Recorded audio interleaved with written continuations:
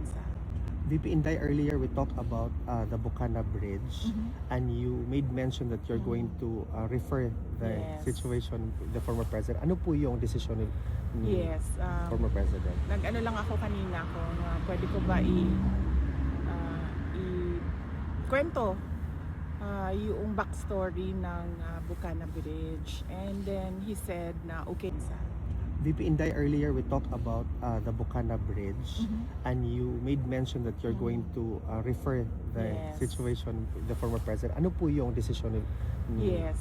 former president? Nag-ano lang ako kanina kung pwede ko ba kwento yung backstory ng Bukana Bridge. And then he said na okay lang naman. So ang nangyari dyan ay ang Bukana Bridge is kaparte ng buong coastal road ng Davao City. So hindi siya yung coastal road hindi siya makakatawid ng Bangkerohan River kung wala yung Bukana Bridge. At that time na mayor ako, may budget ang coastal road pero unfunded ang bridge. And it was made known at the time to former President Duterte that the bridge is unfunded. At siya ay naghanap ng paraan para mabigyan ng pondo yung bridge. So noong nakahanap siya ng pondo ay sinimulan yung negotiations, sinimulan yung mga planning, lahat ng paperworks para doon sa bridge na yon ay sinimulan na. But ngayon, nandiyan na yung bridge, so dapat nating pagpasalamatan para sa akin bilang isang Dabawenyo at syempre sa mga tiga Mindanao na din dahil nagbe-benefit din sila doon sa coastal road na yon, no? Traveling from south to north of Davao in the region.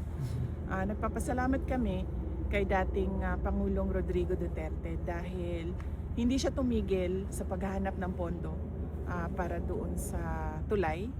At syempre nagpapasalamat tayo sa People's Republic of China dahil buong-buo nila binigay yung entire cost ng tulay na iyon. So walang gastos ang City Government of Davao, walang gastos ang Pilipinas para tayo magkaroon ng bridge na yon. At napakahalaga ng bridge na yon dahil hindi mag-connect ang south to north kung wala yung bridge. What is your reaction, VP, with the statement of President Bongbong Marcos saying that this is one of the 4 legacy projects under his administration so far? Basta sa akin na lang.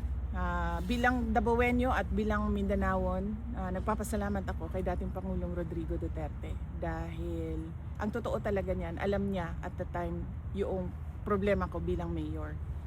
Now, may coastal road, may budget ang coastal road, pero wala kaming budget para sa tulay.